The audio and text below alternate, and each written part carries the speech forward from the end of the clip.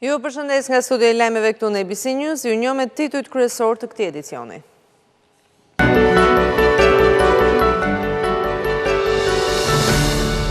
Pjesa më e madhe e familjeve të prekura nga tërmeti në fshatin Floq janë strehuar në shkollën e fshatit dhe në 2 qendra sociale në Korçë. Ministra e Mbrojtjes Olta Xhaçka ju tha banorëve se do të rindërtohet çdo shtëpi e dëmtuar.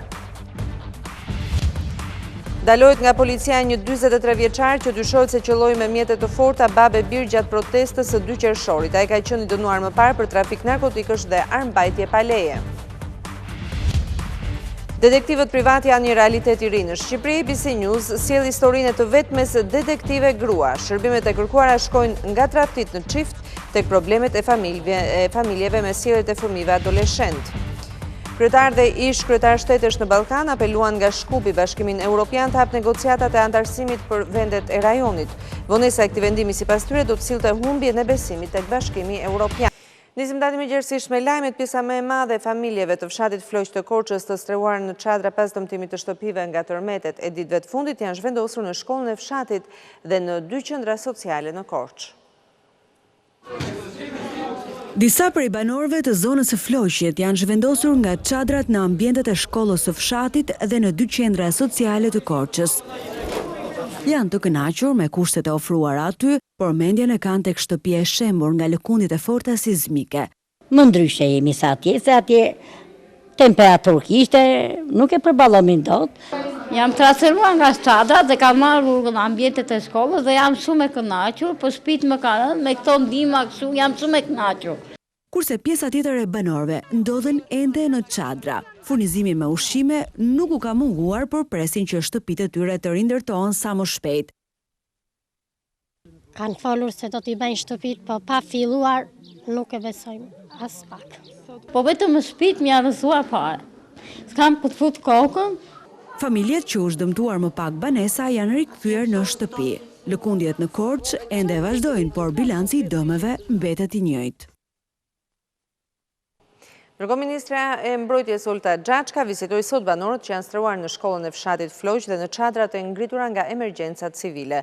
Xhaçka i garantoi banorët se do të rindërtohet çdo shtëpi e rënuar nga tërmeti dhe do të dërmshpërblehen familjet për të ribanuar banesat me dëmtime më të lehta. Pas ditën e të martës, Ministri e Mbrojtjes Olta Xhaçka vizitoi familjet e prekura nga tërmeti që janë strehuar në çadra dhe në shkollën e fshatit Floq. Ajo garantoi banorët se do të rindërtohen shtëpitë e rënuara dhe do të dëmshpërblehen familjet për të riparuar shtëpitë me dëmtime të lehta. Të gjithë aktorët nga qeveria qendrore tek qeverisja vendore, tek deputetët e zonës, por edhe shumë fondacione dhe rrjete vullnetaresh në fakt na janë bashkuar në këtë përpjekje për t'u gjendur pranë këtyre njerëzve në këto ditë të para. Sigurisht që do të vazhdojmë që t'i mbështesim dhe t'i gjendemi pranë deri në rimëkëmbjen e plot të tyre dhe në kthimit në banesat e tyre. Ditët në vijim do të përmirësohen edhe kushtet në ambientet e përshtatura për strehim, tha Xhaçka. Po një zotim në fakt dua ta bëj edhe në emër të qeverisë, edhe në emër të kryeministrit që do të vi vetë nesër këtu për të vizituar edhe banorët, edhe zonat e tjera të dëmtuara, që ne do të ngrejmë çdo shtëpi që është shëmbur dhe do të dëmshpërblejmë çdo banesë të dëmtuar për të rikthyer normalitetin një orë më parë në këto komunitete. Më herët ajo mori pjesë në mbledhjen e shtabit të emergjencave, ku kërkoi koordinimin e institucioneve vendore për t'u ardhur në ndihmë banorëve. Në total në Korçë janë 95 banesa të shkatëruara dhe 212 shtëpi me dëmtime të lehta nga lëkundjet e forta sismike.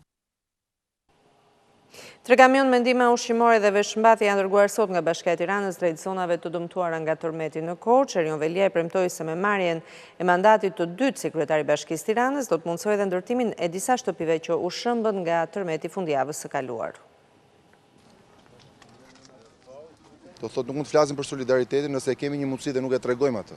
Ose nuk mund të flasim për vllazëri nëse kemi një mundësi të gjendemi një vllaj dhe një motrë dhe nëse nuk e tregojmë. Kështu që në Tiranë besojmë tek parimi një për gjithë dhe të gjithë për një.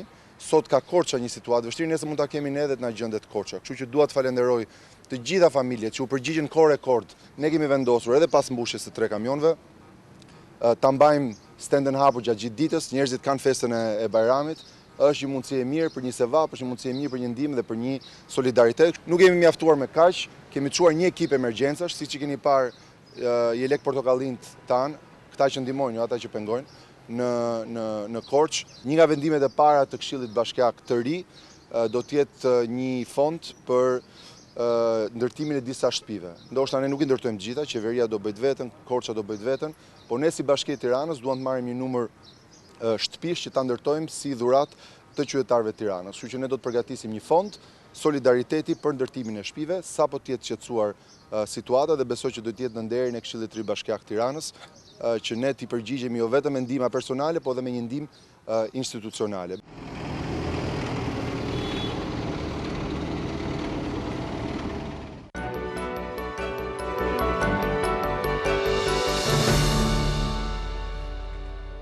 Dalohet nga policia një nga protestuesit që qëlloi me mjete të forta babe birë në protestën e opozitës së datës 2 qershor. Ai është 43 vjeçari Zamir Siani nga fshati Xhavzota i Durrësit, i dënuar më parë për disa vepra penale.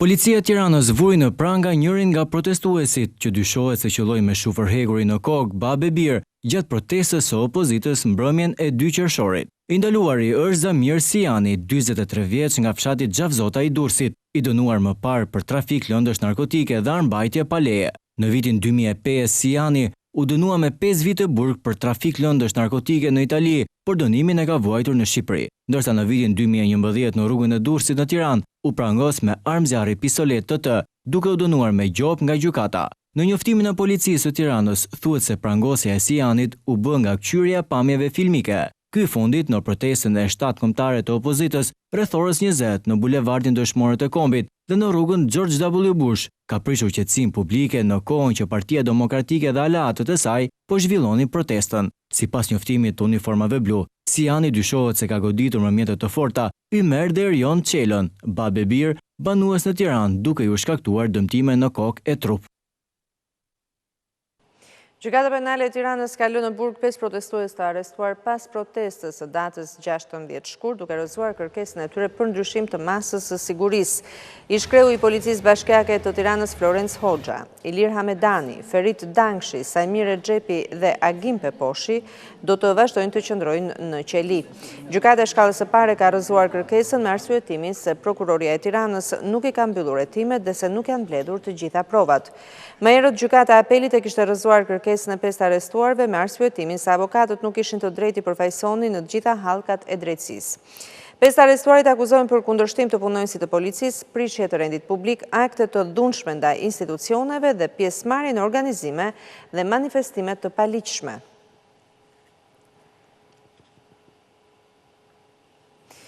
Disa shqiptarë janë arrestuar në operacione të ndryshme të policisë italiane në Emilia, Romagna dhe Genova. Ata akuzohen për trafik ndërkombëtar droge, shfrytëzim prostitucioni dhe vjedhje automjetesh luksoze.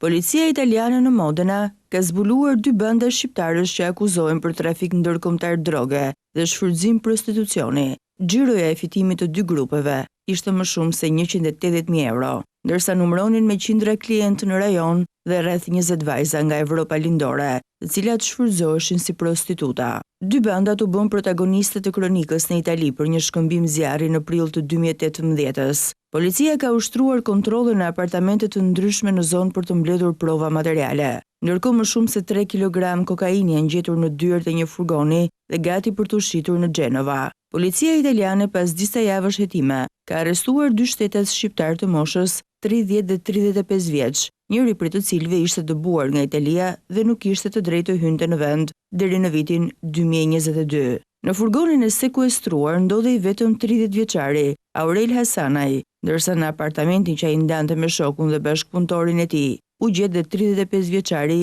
Meti Lika. Ky i fundit njihej si tregtar automjetesh edhe në Shqipëri. Atij u gjetën 50 gram kokainë dhe mjete për paketimin e saj. Policia italiane konfirmoi se 2 shtetasit shqiptar janë pjesë e një organizate kriminale që veprojnë në shkallë të gjerë. Hetuesit po punojnë për zbulimin e anëtarëve të tjerë të organizatës. Policia italiane ka zbuluar në Trento një organizat kriminale në të cilën bënin pjesë edhe shqiptar. Gjatë operacionit të koduar postal market, u arrestuan 17 persona, nga të cilët 8 shqiptar. Sipas hetuesve italian, ata dyshohet se janë përgjegjës për 1500 raste trafiku droge, kokainë të pastër dhe marijuan. Në operacion u konfiskuan 400 gram kokainë, marijuan, hashash dhe tableta ekstazi. Droga edhur në treg ishte e cilësisë së lartë dhe për këtë arsye shitej me çmim të konsiderueshëm.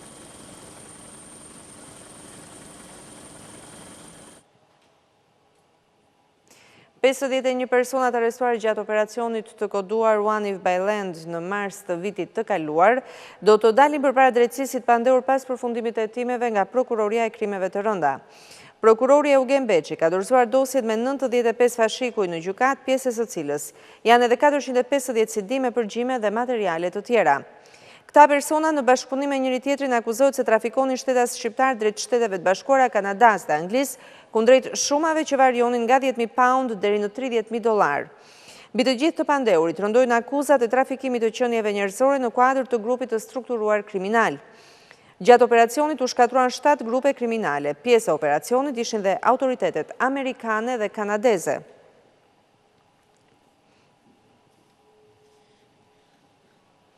Lirohet ish efektivi policisë Sarandës Yasin Abdulli arrestuar në kuadër të operacionit Volvo 4. Gjykata e Krimeve të Rënda ka liruar ish efektivin e policisë Sarandës Yasin Abdul, antar i dyshuar i bandës së Avduleve të Shiakut. Avdul ishte një nga efektivet të uniformave blu, i arrestuar në kuadër të mega operacionit Volvo 4. Ish policit i është ndryshuar masa sigurisë nga arrest në burg në arrest shtëpie për arsye shëndetësore. Gjykata e Krimeve të Rënda ka urdhëruar që pavarësisht se në arrest shtëpie, Abdul nuk duhet të kontaktojë me asnjë person të jashtëm përveç familjarëve që jetojnë në të njëjtën banesë me të. Ish efektivi i uniformave blu u arrestua pasi Prokuroria për Krime të Rënda e akuzoi atë se kishte bashkëpunuar me Avdulajt e Shiakut për të trafikuar lënë narkotike nga Shqipëria në drejtim të Greqisë. Yasin Abdul u arrestua bashkë me 43 persona të tjerë të akuzuar për vepra penale, prodhim dhe shitje e narkotikeve. Trafikimi narkotikeve në bashkëpunim në formë të posaçme të grupit të strukturuar kriminal dhe organizat kriminale, si dhe pastrimi produkteve të veprës penale të drejtuar nga grupi i Shiakut. Në kuadër të operacionit Volvo 4 u goditën 4 grupe kriminale, midis tyre u zbulua dhe laboratori për punimin të heroinës në fshatin Brenok të Hasit, ku u sekuestruan 182.5 kg morfin, e ndarë në 175 pako, 22 litra të lëngshme të cilët do të përdoreshin për të prodhuar heroin.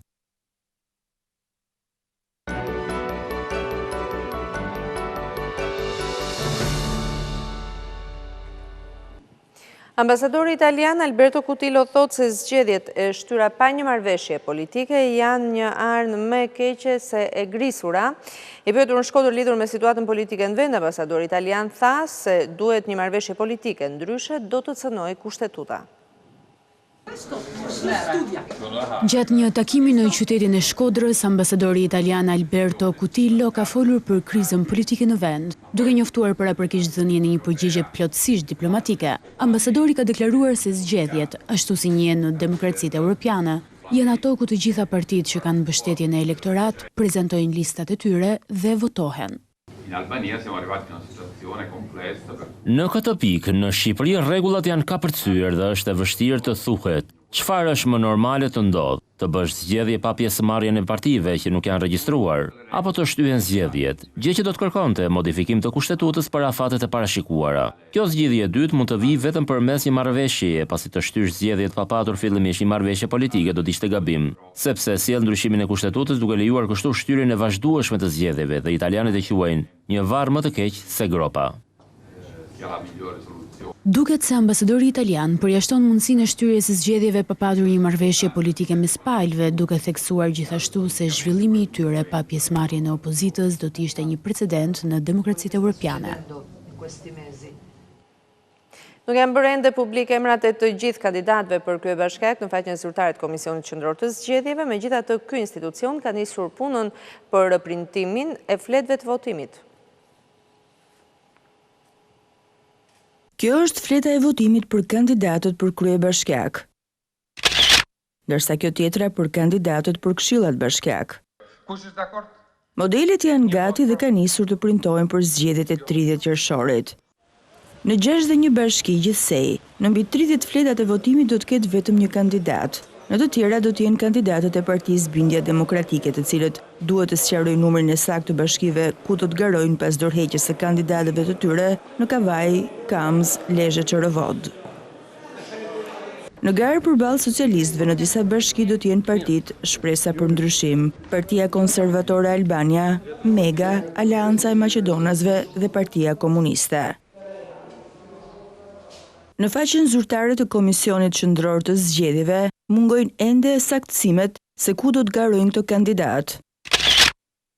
Mbi 3.5 milion është numri i shqiptarëve që kanë të drejtën të zgjedhin ose alternativën e vetme të Partisë Socialiste ose ndonjë nga kandidatët e partive të tjera të vogla që garojnë aty ku e shohin të mundshme se mund të marrin vota. Kjo formë zgjedhje ndodh për herë të parë në 30 vjet demokraci, një eksperiencë e re që mazhoranca socialiste shprehet e bindur për ta testuar në 30 qershor. Praga ishte stacioni fundit i veprimtarisë lobuese të kryetarit kuvendit për siguruar mbështetje për hapjen e negociatave. Takimin e parë, delegacioni parlamentar shqiptar e zhvilloi me kryeministrin e Republikës së Çekisë, i cili vlerësoi arritjet e Shqipërisë. Andrej Babiš tha se do të bëjë të gjitha përpjekjet që edhe vendet e tjera të Bashkimit Evropian të njohin dhe të vlerësojnë këto arritje dhe të votojnë për hapjen e negociatave me Shqipërinë në mbledhjen e ardhshme të Këshillit Evropian. Kryeministri Çeku shpreh se protestat paqësore janë një element i demokracisë, por qeverisja e vendit fitohet vetëm përmes konkurrencës në zgjedhje. Kreu i parlamentit Ruçi u takua edhe me kryetarin e dhomës së përfaqësuesve në Çeki, si dhe ka marrë pjesë në një seancë dëgjimore me Komisionin e Çështjeve të Evropës në dhomën e përfaqësuesve, ku ka kërkuar lobimin e tyre me komisionet homologe në parlamentet e vendeve anëtare. Delegacioni parlamentar shqiptar u prit edhe nga zëvendës presidenti i Senatit të Parlamentit të Republikës Çeke dhe kryetar të disa komisioneve të Senatit.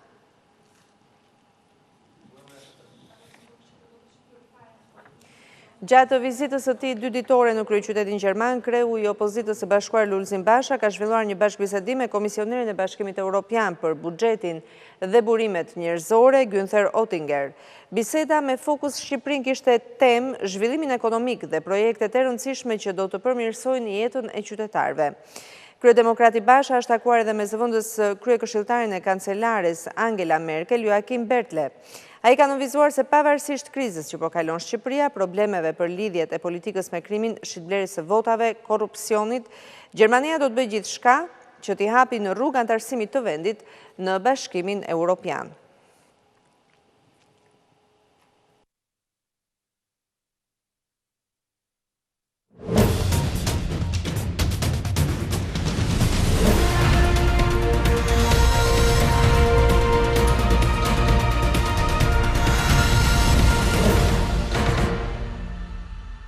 Besimtarët musliman festojnë sot Fitr Bajramin. Në Tiranë falja e namazit u bë në sheshin Skënderbej me mesazhe paqe dhe solidariteti.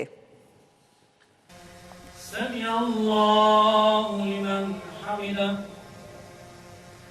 Allahu akbar. Besimtarët musliman në mbar botën festuan gjatë së martës Fitr Bajramin. Ceremonia kësaj feste në kryeqytet edhe këtë vit u mbajt në sheshin Skënderbej, ku besimtarët vendase të huaj kanë falur namazin e mëngjesit dhe kanë uruar njëri tjetrin për më shumë paqe dhe mirësi. Edhe kreu i komunitetit musliman të Shqipërisë, Bujar Spahiu, në fjalën e tij, theksoi se muaji i shenjtë i Ramazanit dha mesazhin që të gjithë jemi vëllezër dhe të barabartë. Adhurimet, tryezat e syfyrit dhe të iftarit që zbukuruan këtë muaj na bën edhe një herë ta jetojmë nga afër atë çfarë na mësoi i dërguari i Allahut, Muhamedi sallallahu alaihi wasallam, i cili thoshte: o besim drejt, dijeni dhe mos harroni se të gjithë jeni vëllezër.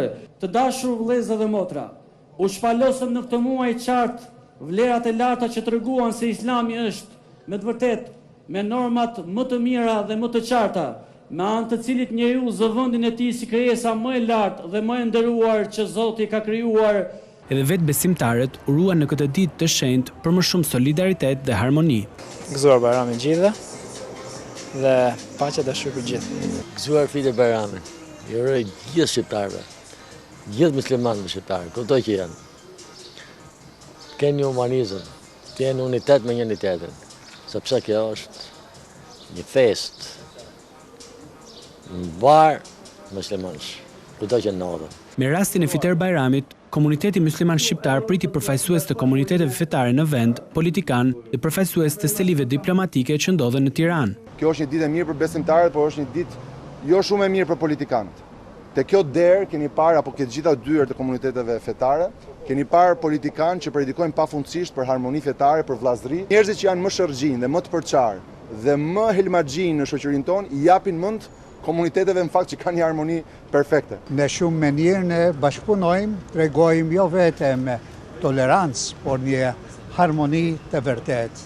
Dhe kjo është vërtet një shembull shumë pozitiv për shumë vendet e tjera. Fiter Bajrami vjen si përmbushje e muajit të shenjtë të Ramazanit, gjatë së cilit besimtarët privohen nga ushqimi dhe ujë që prej lindjes së diellit e deri në perëndim të tij, një sakrificë që dëshmon besimin ndaj Zotit. Mesazhet e kësaj dite janë për unitet në familje e me njëri tjetrin e solidaritet për njerëzit në nevojë. Festa vazhdoi me drekën në familje dhe vizitat tek të afërmit e miqt me urimet për lumturi e begati. Edhe në Kosovë është të festuar Fiter Bajrami, me këtë rast krerët e shtetit kanë uruar qytetarët, ndërsa liderët fetar të vendit kanë bërë thirrje për unitet. Besimtarë të shumtë musliman falën mëngjesin e të martës në Kosovë, namazin e Bajramit. Ceremonia kryesore e mbajtur në Prishtinë u zhvillua në xhaminë e madhe Sultan Mehmet Fatih. Muftiu i Kosovës, Naim Tërnava, bëri thirrje për unitet. Allahu xhaleshan ka vendosur në natyrën e njeriut që ai ta don dhe unë vet, duke treguar dashurinë dhe respektin për vendin ku lind dhe rrit.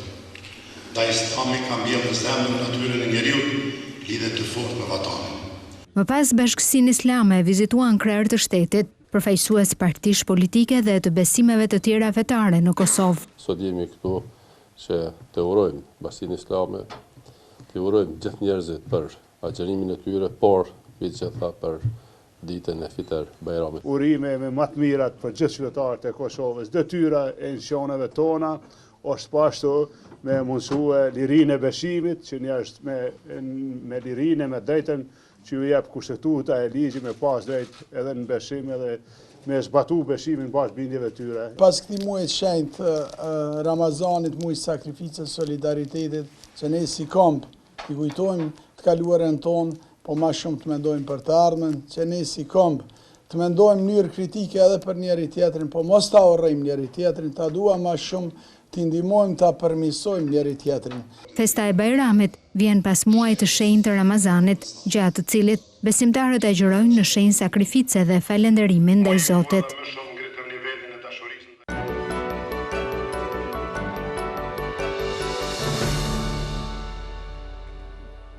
Profesioni i detektivit privat është risi në vendin tonë, për herë të parë është licencuar në fillim të vitit 2015. Vazhdim ne do të njemi me historinë e Shkënda Lilit, është gruaja e parë e angazhuar në këtë profesion.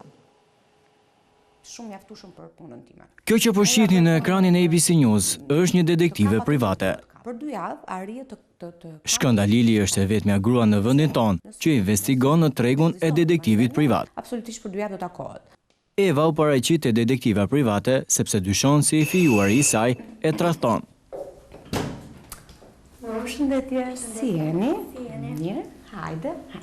Kërkoj që ta faktoj që me të vërtet ai ka një lidhje tjetër. Eva, ku e ke kuptuar ti eksaktësisht që marrëdhënia jote nuk funksionon më? E kam kuptuar kur ai filloi të vinte gjithmonë më vonë në shtëpi. Kur unë e merja në telefon, ai më thonte që kam punë, ose nuk e hapte fare. Eva ishte 19 vjeçe ku erdhi në Tiranë nga rrethi i Firit 6 vite më parë për të ndjekur studimet e larta për mësuesi, ndërsa familja kishte vendosur më herët për fatin e saj. Problemi im ka shumë vite që ka filluar. Kur kam qenë në moshën 18 vjeçe, babai im më ka fejuar me një djalë nga qyteti i Reskovecit, nga jam dhe unë. Problemi konsiston në faktin që babai thotë që çfarë do të mendojnë të tjerët nëse ti do të ndahesh. Unë kam kuptuar që marrëdhënia jonë nuk funksionon më për faktin që i kam kapur duke e folur me një tjetër femër. Ja kam treguar dhe babait dhe ai nuk e pranon këtë fakt, madje më ka thyer dhe telefonin në nxehje e sipër. U fejua pa dëshirë me djalin e zgjedhur nga prindërit, por si të mos mjaftonte kjo, Eva dhunohej dhe tradhtohej nga bashkëjetuesi. I fejuarim është i punësuar në bank, ne bashkëjetojmë të dy këtu në Tiranë. Kemi ardhur që kur unë erdha u zhvendosa për shkak të studimeve. Në moshën që unë jam, duhet të mendoj seriozisht nëse duhet ta hedh apo jo hapin tjetër, që është martesa. Kështu që mua më duhet të vërtetoj nëse ja vlen apo jo të vazhdoj. Fokusi i detektivit privat nuk janë vetëm problemet në çift. Shumë prindër janë të shqetësuar për shoqërinë e fëmijëve në shkollë, si edhe konsumimi i lëndëve narkotike nga të rinjt. Në shumë raste kam konsultuar që adoleshentët lënë oraret e mësimit, janë përdoruesa e shashit, shoqëria e keqe, më ka rastisur që zakonisht këto lloj sjelljesh përfundojnë ose në lëndë narkotike, ose është e lidhur me një person që s'është moshatari i tij, është më i madh se vetja dhe ideja është që ajo është në shkollë, sipas prindërit, po ndërkohë është me të dashurin që është shumë më i madh se vetja. Detektive private tregon se si ruan objektivin dhe sa është koha e përshtatshme për të realizuar një investigim të suksesshëm. Për 2 javë arrije të kapësh nëse ka një tradhti, sepse nëse ekziston një marrëdhënie, absolutisht për 2 javë do takohet. Ka raste që duan prova për të i faktuar dhe në gjykatë. Siç janë çiftet që kanë një martesë, kanë dhe fëmijë. Dhe duan të paraqiten nëse varet se kujt do të takojë fëmia, a është javë të qoftë nënës apo babait, është javë ekonomikisht, a është në gjendje për ta marrë fëmin, dhe kjo është një provë shumë e fortë që duhet në gjykatë. Ligji mbi funksionimin dhe organizimin e profesionit të detektivit privat operon në vendin tonë në bazë të një vendimi gjykate. Provat që sigurohen nga detektivët privat janë të vlefshme në gjykatë vetëm nëse janë bërë në ambientet publike. Një efektiv i Gardës së Republikës është vënë në Pranga pasi ka plagosur me armë zjarri një bashkëmoshatarin e tij 22 vjeçar. Shërbimi për çështjet e brendshme dhe ankesat në bashkëpunim me specialistët e sektorit të krimeve ndajetës në Drejtorinë Vendore të Policisë së Tiranës arrestuan në flagrancë Florian Hysën me detyrë punonjës i Gardës së Republikës trup shërbimi. Arrestimi i gardistit u krye pasi në rrugën Ramadan Çitaku në kryqëzim me rrugën e Balshajve, ai dyshohet se ka plagosur për motive të dobta me armën e shërbimit Lorenz Doçin, banues në Kodër Kamës. Materialet në ngarkim të tij do t'i kalojnë prokurorisë rrethit gjyqësor të Tiranës për hetimet më tejshme në ngarkim të shtetasit Florian Hysa për veprën penale, vrasje me dashje e mbetur në tentativë.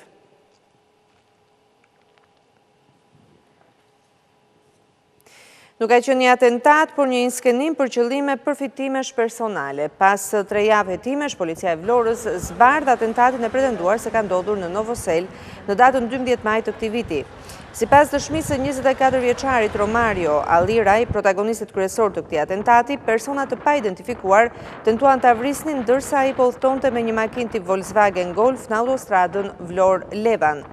Në njoftimin e policisë lokale thuhet se ngjarja është sajuar nga 24 vjeçari dhe shoku i tij. Në Pranga ka përfunduar i riu nga Vlora së bashku me bashkëpunëtorin e tij, një 51 vjeçar, ndaj të cilit janë ngritur akuzat për kallëzim të rrem dhe armbajtje pa leje. Nga hetimet e kryera ka rezultuar se të dy këta persona, në bashkëpunim me njëri tjetrin, kanë përgatitur dhe realizuar vetë atentatin për interesa personal.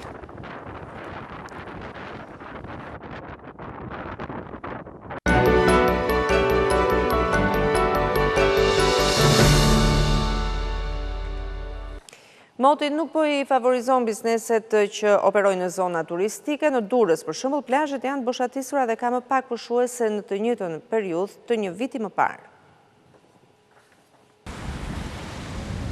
Bizneset që operojnë në zonat turistike të Durrësit janë me syt nga qielli. Moti i paqëndrueshëm ka penalizuar turizmin në këtë fillim sezoni. Fillimi i Qershorit nuk ka sjell asnjë ndryshim. Plazhi i Durrësit është po aq i zbrazët sa në ditët e ftohta të dimrit. Siç shihet, edhe plazhet private të vendosura tashmë prej ditësh janë totalisht të boshatisur. Në hotelet dhe restorantet e Durrësit, klientët janë të pakët. Kemi ardhur nga Kosova, me shiju sot ditën këtu. Kjo gjendje ka ndikuar negativisht për subjektet private, të cilët ishin përgatitur për të pritur pushues. presun për pushus, po nuk ka koha, nuk po manë mirë. Nëse kapriçot e motit vazhdojnë edhe në ditët në vijim, Bregdetit dursak do t'i mungojnë frekuentuesit. Krerë dhe ish krerë shtetesh nga vendet Ballkanit i kanë bërë thirrje bashkarisht Bashkimit Evropian që të hap negociatat e antarësimit me vendet e rajonit. Presidenti i Maqedonisë së Veriut Stevo Pendarovski tha sot se nga Bashkimi Evropian pret të manifestojë liderizëm dhe vendosmëri në mënyrën që pa vonesa të caktojë data për çeljen e negociatave për antarësim me të drejta të plota në familjen evropiane. Në konferencën rajonale të Shkupit me temën Zgjerimi i Bashkimit Evropian në Udhëkryq, që është pjesë e klubit të Podgoricës, tha se ky do të ishte kombinim fitues për të gjitha palët e interesuara. Kjo për shkak se, tha ai, Bashkimi Evropian duhet të mbetet konsekuent ka shpresave që ka ushqyer tek qytetarët.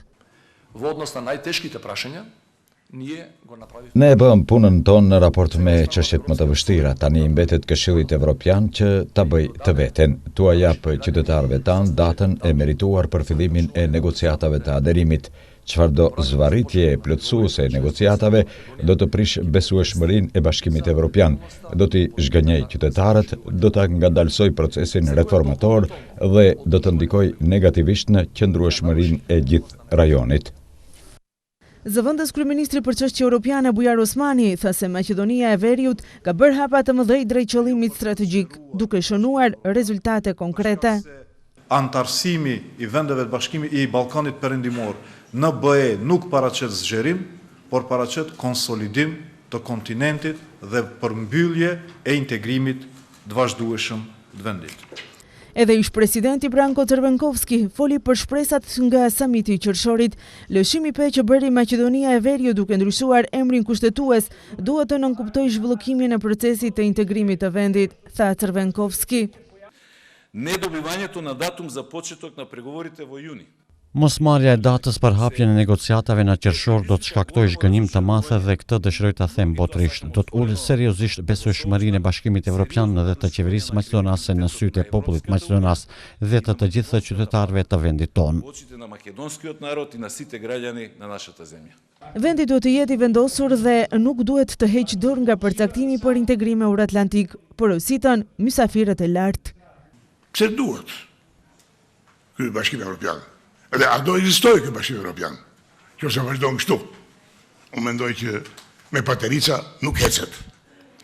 Nisur nga backgroundi im ushtarak, i thoja, zotëri.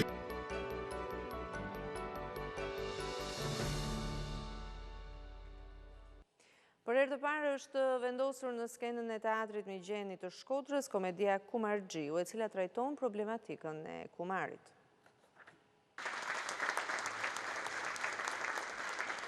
Vesi del me shpirtin, kështu ndodh edhe me kumarin. Virusi i tij të tërheq gjithmonë drejt humnerës ku hum gjithçka, familjen, miqt, parat. Ky fenomen trajtohet në komedin Kumargjiu i Carlo Goldoni me regji të Michele Modesto Casarin.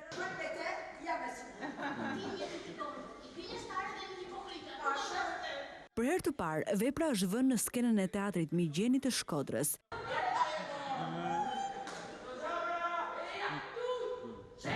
Aktori shqiptaro-italian Indri Qyteza Shiroka ishte në rolin kryesor. Kanë një nder e madhe për mua e për tanë tjertë me punu me një profesionist tillë. Mirë që sjellni një mesazh të tillë për Është shumë e rëndësishme sepse unë me sa di, unë vi nga Italia, unë jetoj në Itali dhe në Itali është një problem shumë i madh, por e di që edhe këtu është po ashtu, problem tepër i madh edhe shfaqje si kjo na japin sensin e punës tonë, që me lanë mesazhe të tilla edhe me ndihmu shpresojmë publikun që me dalë të mëndu diçka. Një komedi karakteresh, po themi, por nga ana tjetër është një komedi ku pesha më e madhe është e tekstit. Dihet autori i madh pra, Carlo Goldoni, i cili është klasik, është një autor që duhet lexuar me kujdes dhe duhet përkthyer gjithashtu me kujdes. Në komedi luajnë aktorë të njohur shkodran dhe jo vetëm. Shfaqja erdhi si një bashkëpunim mes Teatrit Migjeni të Shkodrës dhe Institutit Italian të Kulturës.